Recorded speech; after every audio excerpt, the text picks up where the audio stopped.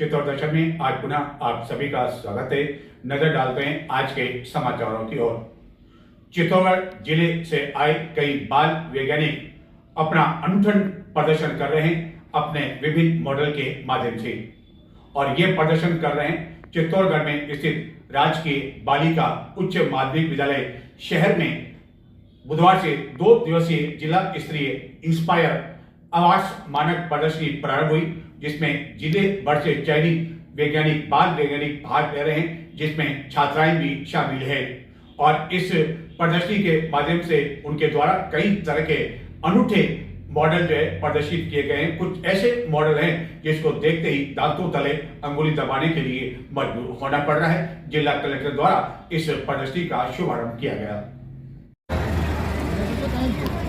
बाल वैज्ञानिकों में वैज्ञानिक सोच पैदा करने एवं समस्याओं के समाधान के लिए शुरू किए गए इंस्पायर अवार्ड मानक के तहत जिला स्तरीय समारोह का आयोजन चित्तौड़गढ़ जिला मुख्यालय पर राजकीय बालिका उच्च माध्यमिक विद्यालय शहर में किया गया।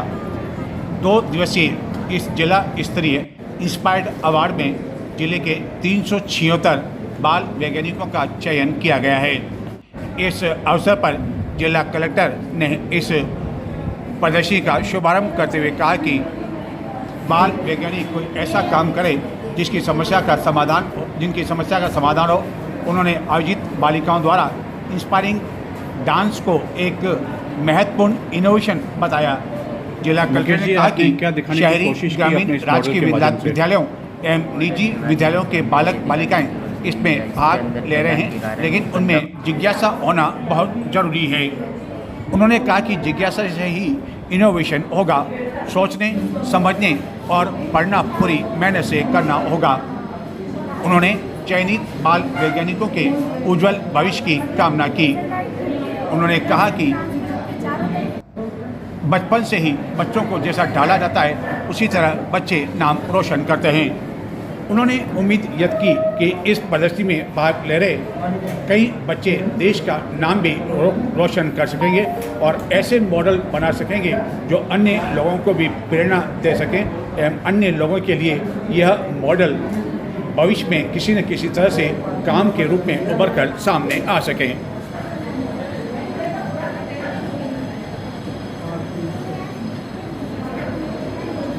सर, हम देख रहे हैं कि आप विद्यार्थियों का मूल्यांकन कर रहे हैं, तो मूल्यांकन पे किन बातों पर ध्यान दिया जाता है?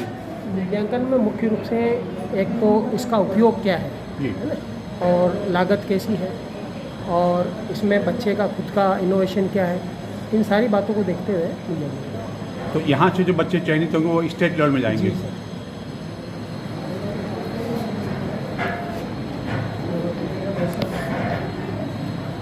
क्या नाम आपका? सर, मेरा नाम जया धाकड़ है। जया, आप निम्बाड़ा से आई हैं और क्या अपने मॉडल के माध्यम से आप दिखाना चाहती हैं?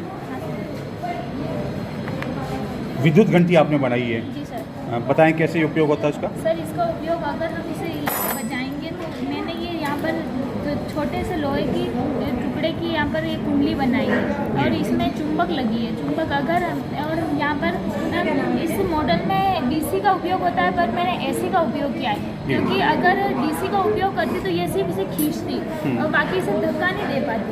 इसलिए मैंने एसी का उपयोग किया है ताकि ये जल्दी से बचा सके। तो कहाँ से आपको ये मॉडल बनाने की सोच आई, कहाँ से प्रेरणा मिली आपको? सर, मुझे मेरे गुरुजी ने बताया। क्या नाम क्या आपके गुरुजी का? छत्तीस जी। इस प्रदर्शनी में जिले भर से आए विद्यार्थियों से हमने उनके मॉडल को लेकर बातचीत की। यह जानने की कोशिश की कि आखिरकार उनके द्वारा जो मॉडल इस प्रदर्शनी में प्रदर्शित किया गया है उसका उद्देश्य क्या है, किस तरह उन्होंने इसकी तैयारी की, उन्हें प्रेरणा कहां से मिली एवं कितनी लागत आई। सुनते हैं इन विद्यार्थियों का अपने मॉडल को लेकर क्या कहना है। आर्मी की ड्रेस ठंडी रखने के लिए इसका कितना अच्छा है ये।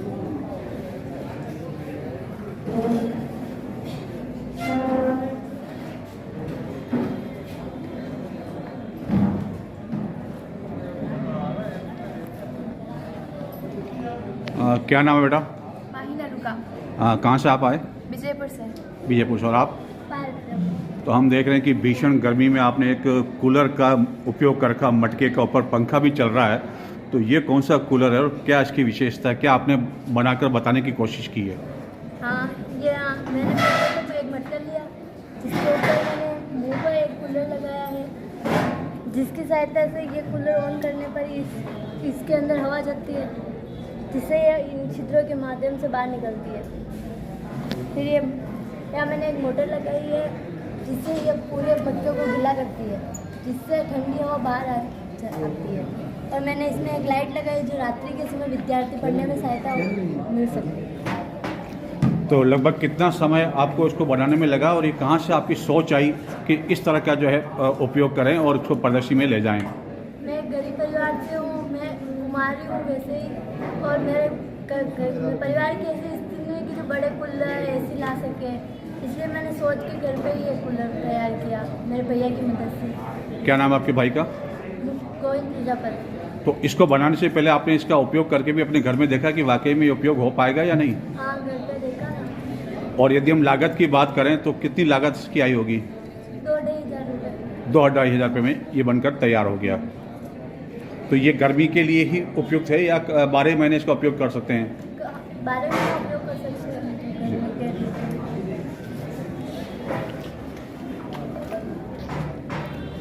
हम देख रहे हैं कि आपने फार्म हाउस भी बना रखा है और बिजली का चार्जर वगैरह सब लगा रहे, खेती भी आपने कर रखी है। क्या नाम है आपका? रचित लट्ठा। प्रतीक जी, कहाँ से आप आए? यहीं से चित्तौड़ से। तो क्या दिखाने की आपने कोशिश की अपने इस मॉडल में? ये solar powered auto irrigation system, solar energy की मदद से इरिगेशन हो रहा है। यानी कि आजकल सोलर की जो मांग बढ़ रही है, खेतों में बिजली पहुंच नहीं पाती है और सरकार भी जो है सोलर पर ध्यान दे रही है, उसको देखते हुए आपने ये किया है। तो किस तरह ये उपयोग हो पाएगा? सर, ये एक सॉइल मॉइस्चर सेंसर है जो कि इस कंट्रोल स्टेशन से कनेक्टेड है। ये सॉइल मॉइस्चर सेंसर सेंस करेगा कि सॉइल में वाटर कंटेंट है या नहीं। तो ये सॉइल मॉइस्चर सेंसर जब हम वेट सॉइल में डालेंगे तो अभी मोटर बंद है और इसका मतलब इसमें अभी पानी है, लेकिन जैसे ही बाहर आएगा और यहाँ से मोटर ऑन हो जाएगी और इसमें पानी इरिगेट हो जाएगा, इसका मतलब अभी उसमें पानी नहीं है। तो आप मानते हैं कि आज के समय जबकि खेती पर काफ़ी अधिक ध्यान दिया जा रहा है, ये सोलर प्लांट कितना उपयोगी है काश्तकारों के लिए? ये बहुत ज़्यादा उपयोगी, क्योंकि जैसे कि फार्मर्स जो होते हैं वो मोटर चला करके भूल जाते हैं, तो उस वजह से जो पानी है वो कुछ ज़्यादा ही भर जाता है फार्म्स में, उस वजह से जो वाटर है वो बहुत ज़्यादा वेस्ट होता है। तो इस सिस्टम के थ्रू सॉइल में ना ज़्यादा पानी जाएगा ना कम, जितना सॉइल को चाहिए उतना ही उसे पानी मिलेगा। प्रधानाचार्य राजकीय बालिका उच्च माध्यमिक विद्यालय चित्तौड़गढ़। ये इंस्पायर अवार्ड मानक प्रदर्शनी है 22-23 की, जिसमें 376 बच्चे जो है एनरोल्ड थे हमारे स्कूल में, जो आयोजन है उसमें से 200 से ऊपर लगभग बच्चे जो है भाग लेने के लिए आज आ चुके हैं। 2 दिवसीय ये कार्यक्रम है, आवासीय कार्यक्रम है, तो कल सुबह इसका समापन कार्यक्रम रहेगा। तो इसमें जो चयनित बच्चे होंगे क्या उनको आगे अवसर मिलेगा कोई? इसमें 5% बच्चे, 5 से 10% तक बच्चे जो है चयनित होंगे, वो स्टेट पर जाएंगे। स्टेट पर उनको जो है और सहायता मिलेगी, आर्थिक सहायता, और उसके आधार पर जो है वो अपने मॉडल को और मॉडिफाई रूप में तैयार कर पाएंगे। तो स्टेट की कोई डेट फाइनल हो गई क्या, जब होगी? नहीं, अभी तो उसकी डेट नहीं आई है। आपने कहा कि आवासीय है, तो क्या इन बच्चों को यहीं रहना पड़ेगा? आवासीय है तो ये जिला स्तर का कार्यक्रम है। अगर बच्चा आसपास के जगह से है और जाना चाहे तो जा सकता है, अन्यथा अगर रहना चाहेगा तो उसके आवास की व्यवस्था है। तो इन बच्चों का जो चयन हुआ अपने स्कूल में, वो किस तरह से हुआ इनका? वो ब्लॉक लेवल से हुआ सर। इसमें यह है कि स्कूल लेवल से 5 ऑनलाइन अपलोड होते हैं आइडियाज़, उसमें से एक सेलेक्ट होकर के ब्लॉक लेवल पर जाता है। ब्लॉक लेवल पर इनको 10,000 रुपीज़ अकाउंट में ट्रांसफ़र होता है। उस 10,000 रुपीज़ से ये अपना मॉडल बनाते हैं। उसके आधार पर जो चयनित बच्चा है ब्लॉक लेवल पर, वो जिला स्तर पर आता है और अब स्टेट पर फिर नेशनल लेवल तक जाएगा। ये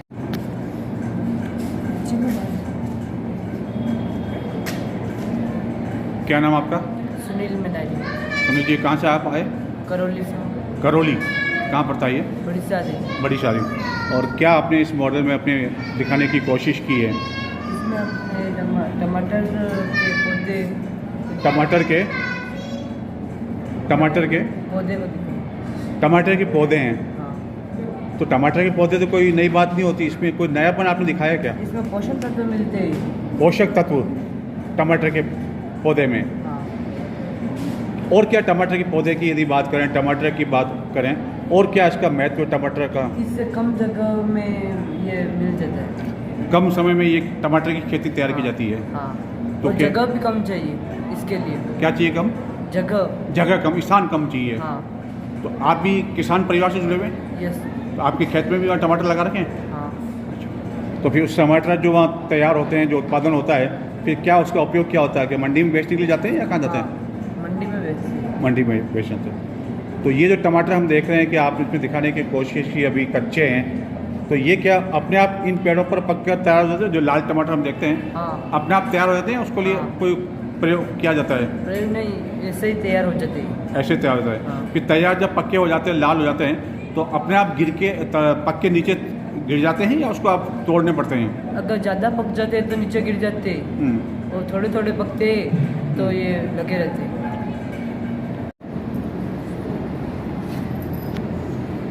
हाँ जी, क्या नाम है आपका? कुंदन शर्मा। कुंदन जी, कहाँ से आप? विनय का बड़ी सादरी। बड़ी सारी से क्या आपने दिखाने की कोशिश की अपने इस मॉडल में? ये जो मॉडल में वेस्ट गार्बेज होता है हमारे आसपास के, यहाँ पे वेस्ट जो मटेरियल पड़ा होता है उसको जला के हम मतलब इलेक्ट्रिसिटी बना सकते हैं। यानी जो वेस्ट वस्तुएं हैं हाँ। उसका किस तरह उपयोग किया जाए, वह आपने इस मॉडल के माध्यम से दिखाने की कोशिश की है। किस तरह काम करता है ये मॉडल? ये मॉडल में हम वेस्ट मटेरियल लाते हैं, जो इसके अंदर मतलब हम जलाएंगे उस वेस्ट मटेरियल को, जो हीट होगी ये हीटिंग सेंसर है, हीट को वो इलेक्ट्रिक एनर्जी में चेंज करेंगे। बाद में से कंट्रोल डिवाइस में जाएगा इलेक्ट्रिसिटी, यहाँ पे लाइट से जलेगी, जो दिखाएगी इलेक्ट्रिसिटी कितनी पावर है। बाद में इसमें स्टोर होगी। बाद में इसको हम कागज पे पहनना चाहते हैं बिजली को, हम इसके जरिए बेच सकते हैं। जो स्मोक निकलेगी वो यहाँ से होके इसमें जाएगी, जो पोल्यूशन को रोकने के लिए। यहाँ पे पानी का हमने उपयोग किया है, जो पोल्यूशन वो उसमें जाएगी, यहाँ पे ठंडी हो जाएगी। तो ये बाद में पानी गर्म हो जाता है तो उसमें यहाँ पे कूलिंग सिस्टम है, यहाँ पे कूल होकर पानी ठंडा होकर भी देता है।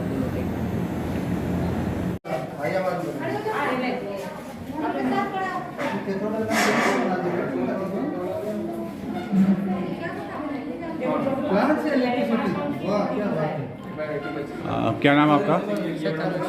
हाँ, तनुष सैनी। कहाँ से आप आए? सर रावत भाटा। रावत भाटा से आए। बहुत परमाणु बिजली घर है जहाँ की पूरे देश में जो है रावत भाटा इसलिए जाना जाता है। क्या इस मॉडल के माध्यम से आपने दिखाने की कोशिश की है? सर इस मॉडल के माध्यम से दिखाना चाहिए कि सर ये जो बड़ी बड़ी बिल्डिंग्स होती है, हाँ, 13वीं से 14वें फ्लोर तक, हाँ। अगर कहीं आग लग जाती है बीच में, तो सर सीढ़ियाँ और जो लिफ्ट होती है वो इसमें हानिकारक रहती है कि फायर केस में। तो सर ये जो सेफ्टी बेल्ट है, ये इसमें नेगेटिव स्प्रिंग रहेगा, जो भी मार्केट में अवेलेबल नहीं था, नहीं तो रियलिस्टिक में हो जाता। तो सर जैसे ही आग लगती है तो अंदर से आदमी आएगा और इसमें इस बालकनी से कूद के सेफ्टी बेल्ट को पहनेगा और ईजिली इसी स्पीड से नीचे आएगा और इसी स्पीड से ऊपर आएगा दूसरे बंदे को। और सर ये फायर प्रूफ रहेगा और इसकी कॉस्ट लगभग 7,000 तक पड़ जाएगी। कॉस्ट कितनी में पड़ रही है? सर ये 7,000 तक पड़ जाएगी। 5,000 की नेगेटिव स्प्रिंग, और जो क्रेनों में यूज़ होती है सर वो रोप, वो इसमें यूज़ होगी। तो क्या ये आपने जो बनाया है, ये घर के अलावा जो बड़े बड़े औद्योगिक क्षेत्र हैं, Yes, क्या sir. वहाँ भी उपयोग कर पाएगा? Yes sir.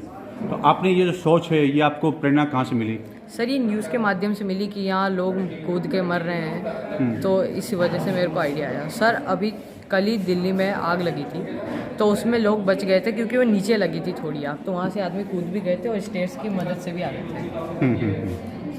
तो आपने कहा ये 7-8 हज़ार में मॉडल यस सर। तैयार हो जाता है। और सर ये मैंने सर्च किया तो कहीं भी नहीं मिला ऐसा मॉडल मेरे को। कितना समय लगा आपको इस मॉडल को बनाने में? सर इसको लगा था, टाइम लगा था, आधा 6-7 महीने लगे थे। 6-7 महीने से आप तैयारी कर रहे हैं? Yes sir.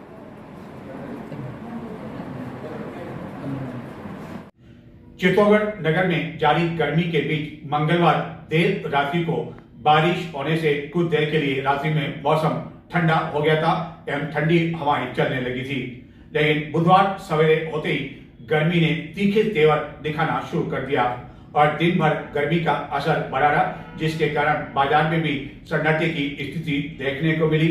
जिस संकड़े बाजार से दुपहिया वाहन भी नहीं निकल पाते थे, वहां बुधवार को आराम से दुपहिया वाहन भी निकल रहे थे और दुकानदार कई चित्तौड़गढ़ नगर में अब भीषण गर्मी अपना असर दिखाने लगी है, जिसके कारण दोपहर में सड़कों पर सन्नाटा की स्थिति देखने को मिल रही है। भीषण गर्मी के कारण ऐतिहासिक दुर्ग पर पर्यटकों की आवाजाही भी काफ़ी अधिक कम हो गई है। नगर में भीषण गर्मी का हाल यह है कि दोपहर में जब सूरज सिर पर आ जाता है उस समय लोग जरा सी भी देर खड़ा नहीं हो पा रहे हैं। शाम को 6 बजे तक यही स्थिति देखने को मिल रही है। भीषण गर्मी की वजह से अब बाजार में भी अपेक्षाकृत भीड़ कम देखने को मिल रही है एवं कई दुकानदार इस गर्मी के बीच दुकान पर ही आराम करते हुए देखे जा सकते हैं। चित्तौड़गढ़ के जिन तंग बाजार में दुपहिया वाहन भी मुश्किल से निकल पाते हैं, वहां अब गर्मी के कारण लोगों के नहीं आने की वजह से दुपहिया वाहन तो क्या चौपहिया वाहन भी निकलना संभव हो पा रहा है। कई दुकानदारों ने बताया कि मई के प्रथम सप्ताह से ही बाजार का यही हाल है। मई महीने में वैवाहिक आयोजन भी अपेक्षाकृत कम होने की वजह से इस महीने ग्राहकी भी अपेक्षाकृत कम रही और ऊपर से यह गर्मी के कारण दिन के समय गर्म हवाएं चलने के कारण लोग बाजार में नहीं आ रहे हैं। लोग दिन भर लू के थपेड़े सहने को मजबूर हो रहे हैं, जिससे बचने के लिए लोग स्कार्फ एवं साफी का उपयोग करने लगे हैं। अधिकांश दुपहिया वाहन चालकों को इन दिनों धूप से बचाव के लिए यह पहने हुए देखा जा सकता है। गर्मी से राहत पाने के लिए अधिकतर लोग अब शीतल पेय पदार्थ का उपयोग करने लगे हैं। जगह जगह लोगों को पानी के लिए मिनरल वाटर की रखी केन प्यास बुझाने का काम कर रही है। वहीं दूसरी ओर नगर में खरबूज तरबूज की बिक्री भी जोरों पर है और इसके भाव भी अब कम होने लगे, जिसके कारण आम लोगों की पहुंच से भी यह दूर नहीं है। फलों का राजा बादाम तो नगर में काफ़ी समय से ही बिक रहा है और अब आम की कई क्वालिटी भी आने लगी है, जिसके कारण लोग गर्मी के इन दिनों में आम जूस के साथ ही विभिन्न आमों का आनंद लेने में लगे हुए हैं। आम जूस के साथ ही गर्मी में आम से अन्य कई तरह की क्वालिटी भी तैयार होती है, उसका भी लोग इन दिनों आनंद लेने में लगे हुए हैं। गर्मी के कारण आम की बिक्री भी इन दिनों जोरों पर है और शुरुआत में जो बादाम 150 रुपये प्रति किलो बिक रहा था वह अब बाजार में 80 से 90 रुपये भी बिक रहा है, जबकि अच्छी क्वालिटी का आम 100 रुपये किलो भी बिक रहा है। हालांकि हाफूस केसर जैसे आम अभी भी महंगे हैं, लेकिन माना जा रहा है कि इनके भावों में भी बहुत जल्दी कमी हो सकती है। व्यापारियों का भी मानना है कि इन दिनों शहर में खरबूज तरबूज के साथ ही आम की बिक्री काफ़ी अधिक बढ़ गई है और लोग काफ़ी अधिक आम खरीद कर ले जा रहे हैं। भीषण गर्मी के बीच जगह जगह गन्ने की चर्चा भी लोगों की प्यास बुझाने में लगी हुई है एवं जिस तरह की गर्मी अब पड़ने लगी है उसको देखते हुए अधिकांश लोग घरों और कार्यालय में कूलर एसी से बाहर निकल नहीं पा रहे हैं एवं शाम होते ही नगर के विभिन्न उद्यानों में भीड़ देखने को मिल रही है। भीषण गर्मी के बीच गन्ने की चरखी के साथ ही अब जगह जगह छाछ दही का भी ज़्यादा उपयोग होने लगा है। तो इस कारण हाल रहा चित्तौड़गढ़ नगर में बुधवार को भीषण गर्मी का। हालांकि साय होते होते मौसम पहले की तरह कुछ दिनों की तरह ठंडा हो गया, जिससे कुछ राहत मिली। नजर डालते हैं कुछ और समाचारों की है, लेकिन उससे पहले लेते हैं छोटा सा ब्रेक के बाद आपको दिखाएंगे चित्तौड़ दुर्ग पर प्रारंभ हुई कथा एवं बेजुबां पक्षियों के लिए किस तरह कुछ लोगों का प्रयास लाया रंग और वंदे भारत में अब किस तरह पानी की जा रही है बचत। World class safety, world class water hygiene, world class rides तैयार हैं, हमें बस आपका इंतजार है। Shankus water park and resort. 6, 5, 4, 3, 2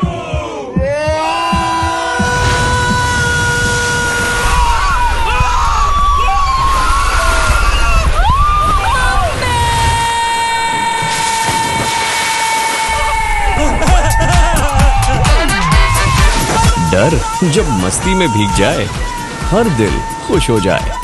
Shankus water park. हर दिल खुश हो जाए। अच्छी वाली लेना, बिल्कुल भी ब्लर मत करना। पकड़ो पकड़ो पकड़ो, परफेक्ट।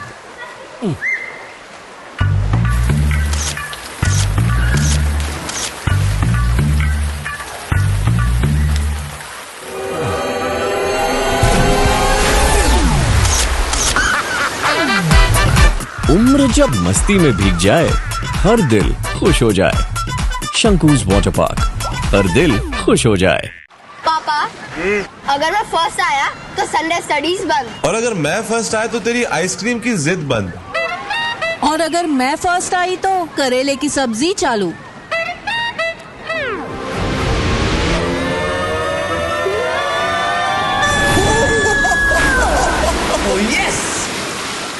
करेले की सब्जी।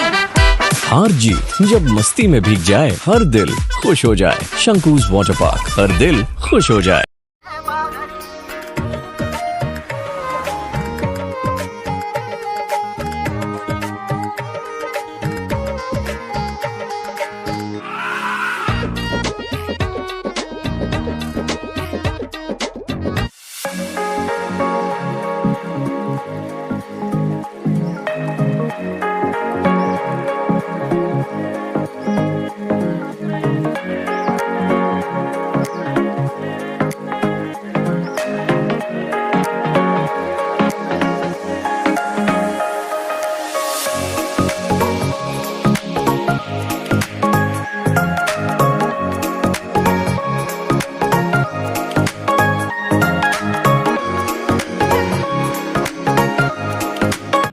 ब्रेक के बाद आपका पुनः चित्तौड़ दर्शन में स्वागत है।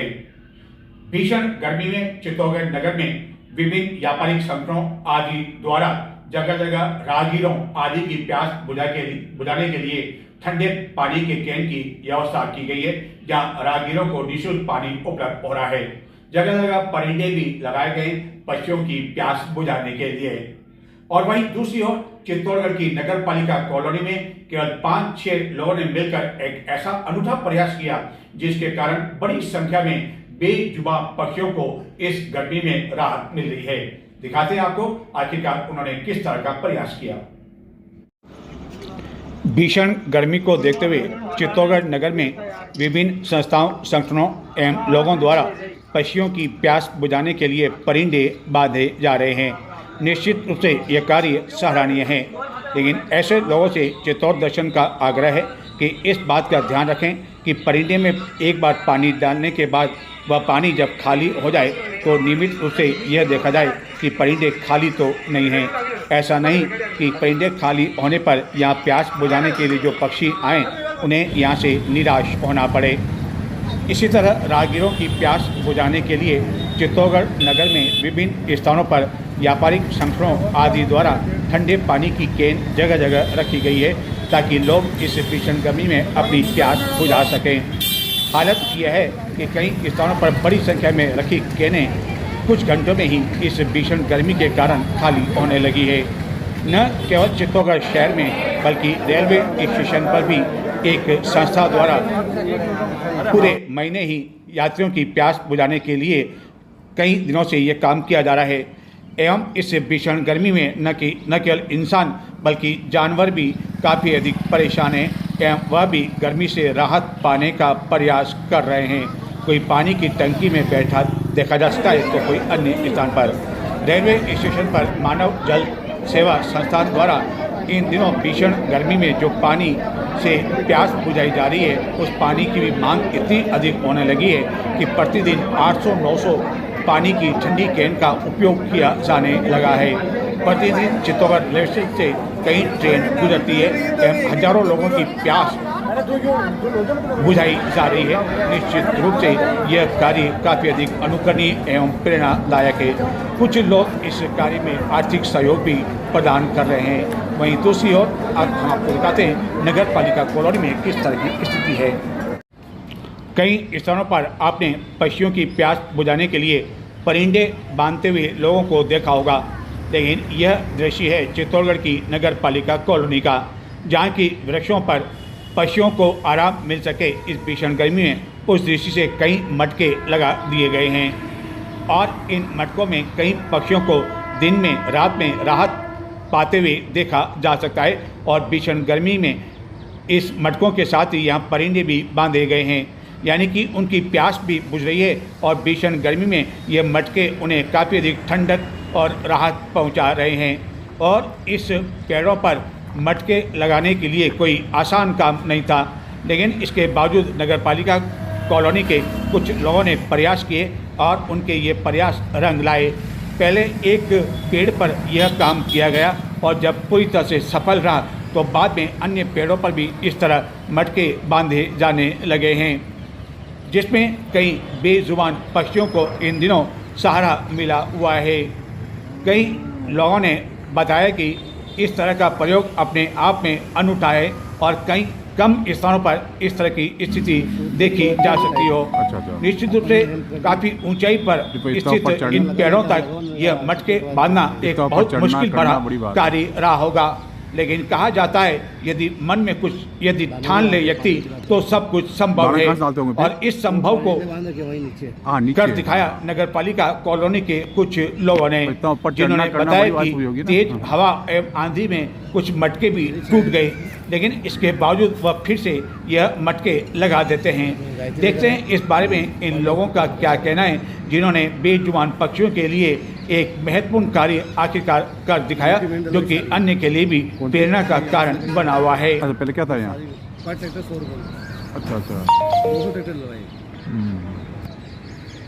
दुकान के सामने ये नीम का पौधा है, इसके ऊपर अभी परिंदे बांधे हुए ये 8-9 महीने हो गए। पक्षी भी आते हैं, इसमें धूप बहुत पड़ती है तो उनका ठहराव होता है और ये रात गुजार के सुबह जल्दी उठ जाते हैं वापस। और अभी ये महीने भर हुआ ये बबूल के पेड़ पे बांधे हैं। अभी ये बांधने वाले राजमोहन मेहता जी है, उनका सहयोग रहा और उन्होंने बहुत ही अच्छी ये पक्षियों के लिए बहुत अच्छा काम किया। नज़दीकी पर्ल हॉस्पिटल और शर्मा बूटी के सामने ही है। तो कितनी ऊंचाई पर, इतनी ऊंचाई पर आपने जो ये मटके लगाए तो आखिरकार किस तरह लगाए होंगे और कैसे ऊपर आप ऊपर चढ़े रहते हैं, फिर सब कैसे? सर अब आपसे सहयोग करवाया सर, और इससे अब अच्छी सुविधा हो गई और रस्से से बांध के मटकों का प्रयोग किया गया। नहीं तो क्या ऊपर सीढ़ियाँ चढ़कर पहुँचे, ऊपर कैसे पहुँच पाए? ये पेड़ के सारे चढ़े सर। पेड़ के सारे ऊपर चढ़कर? जी सर। लगभग कितने लोगों ने ये काम किया होगा, इतना महत्वपूर्ण कार्य? 4 जनों की केवल मेहनत है ये? हाँ जी। अच्छा, तो अब ये पक्षी में दिन भर यहाँ रहते हैं? हाँ सर, आते हैं, धूप में बैठ के काफ़ी उड़ जाते हैं और नीचे परिंदे बांध रखे जिसमें एक अनाज का और एक पानी का रख रखा है। ये राजमहल मेहता जी, हाँ, इन्होंने बहुत ही अच्छा सहयोग किया। पेड़ पौधों को पानी भी पिलाते हैं ये डेली। तो सभी तरह के इसमें पक्षी आते होंगे? हाँ, सभी आते हैं सर, सब मिक्स आते हैं। नूतन स्पोर्ट्स क्लब कलेक्ट्रेट के तत्वाधान में कलेक्ट्रेट परिसर में बुधवार से आगामी 15 जून तक चलने वाले निःशुल्क समर कैंप वॉलीबॉल का शुभारंभ हुआ। इस समर कैंप में कई बच्चे भाग ले रहे हैं और इस प्रशिक्षण के दौरान इन बच्चों को वॉलीबॉल की बारीकी से सिखाया जाएगा। जिला पुलिस अधीक्षक एवं कोषाधिकारी ने इस शिविर का शुभारंभ किया। नूतन स्पोर्ट्स क्लब कलेक्ट्रेट के तत्वाधान में कलेक्ट्रेट परिसर स्थित वॉलीबॉल ग्राउंड में आगामी 1 माह तक चलने वाले निःशुल्क वॉलीबॉल प्रशिक्षण शिविर का शुभारंभ जिला पुलिस अधीक्षक सुधीर जोशी के मुख्य अतिथि एवं जिला कोषाधिकारी दिग्विजय सिंह झाला की अध्यक्षता में किया गया।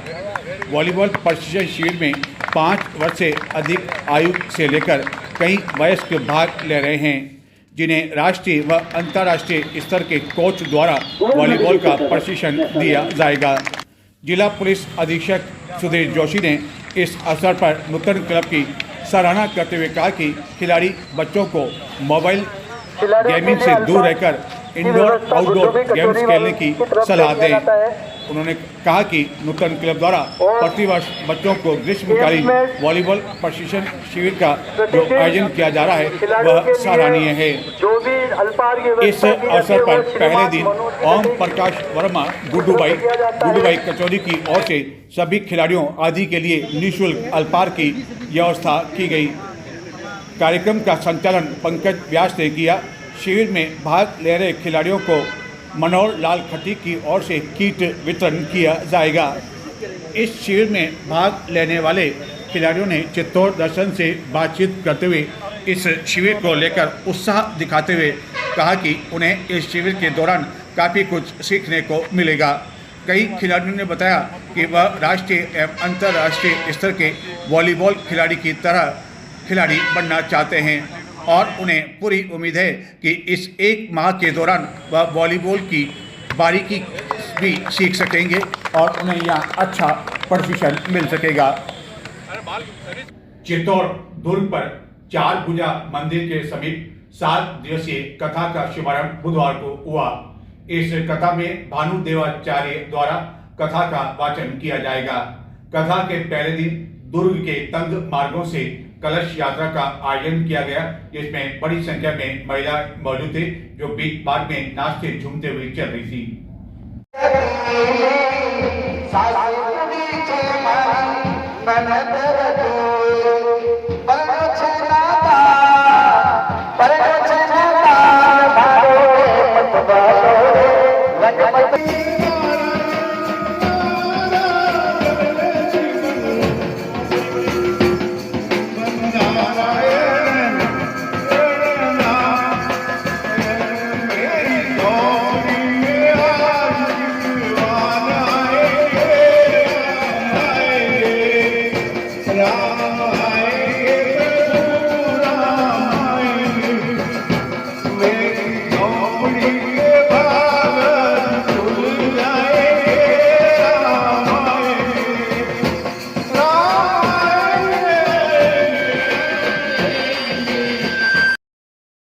चित्तौड़गढ़ के सैनिक स्कूल में चल रही अखिल भारतीय IPSC वॉलीबॉल प्रतियोगिता के तहत बुधवार को वॉलीबॉल के विभिन्न मैच हुए।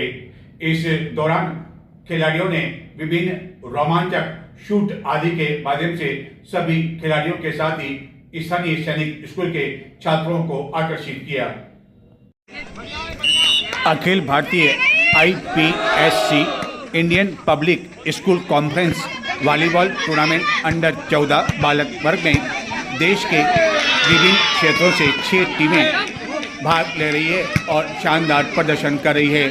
चित्तौड़गढ़ स्थित सैनिक स्कूल में इस प्रतियोगिता के तहत बुधवार को विभिन्न मैच हुए। इस दौरान दिल्ली एवं सैनिक स्कूल के बीच मध्य हुए मुकाबले में सैनिक स्कूल ने दामान स्कूल दिल्ली को एवं सैनिक स्कूल मैनपुरी ने इंदौर की टीम को पराजित कर दिया। इसी तरह अन्य मुकाबले भी हुए। मैच के दौरान इस प्रतियोगिता में भाग ले रहे खिलाड़ियों ने आकर्षक प्रदर्शन किया। इस प्रतियोगिता में देश की सैनिक स्कूल से जुड़ी 6 टीमें भाग ले रही है। लगभग 3 माह पूर्व चित्तौड़गढ़ में जिन कॉलोनी के समीप स्कूटी पर सवार एक महिला के गले से 2 जनों ने लगभग 2 तोला सोने की चेन खींच ली थी। पुलिस ने इस प्रकरण में मामला दर्ज कर लिया था एवं अभियुक्तों की तलाश की जा रही थी। सदर थाना पुलिस ने इस प्रकरण में एक अभियुक्त स्थानीय सेठ सांवलिया कॉलोनी प्रताप नगर निवासी ईश्वर धोबी को गिरफ्तार कर लिया, जबकि एक अन्य अभियुक्त प्रकाश उर्फ आकाश कहार की तलाश की जा रही है, जो कि झंझेरिया तालाब कच्ची बस्ती प्रताप नगर का निवासी बताया जाता है। चित्तौड़गढ़ जिले के शंभूपुरा थाना क्षेत्र में गत दिनों घटियाली में एक पेट्रोल पंप पर लूट की घटना हुई थी। पुलिस ने इस प्रकरण में 2 अभियुक्तों को गिरफ्तार कर लिया है। गत 26 अप्रैल को चित्तौड़गढ़ जिले के घटियाली स्थित पेट्रोल पंप पर 4 अज्ञात व्यक्ति पेट्रोल पंप पर पेट्रोल भरवाकर मोटरसाइकिल खड़ी कर पेट्रोल पंप कर्मचारी की आंखों में मिर्च डालकर 2,600 रुपये की नकदी लूटकर एवं सेल्समैन लोकेश डांगी की मोटरसाइकिल को लेकर फरार हो गए थे। इस प्रकरण में पुलिस ने कन्हैया लाल उर्फ राकेश नायक, जो कि निम्बाड़ा क्षेत्र का निवासी बताया जाता है, इसी तरह ऊखलिया निवासी विशाल बारेट को गिरफ्तार कर लिया है। तो इस प्रकरण में समाचार अब मुझे आगे दें। नमस्कार।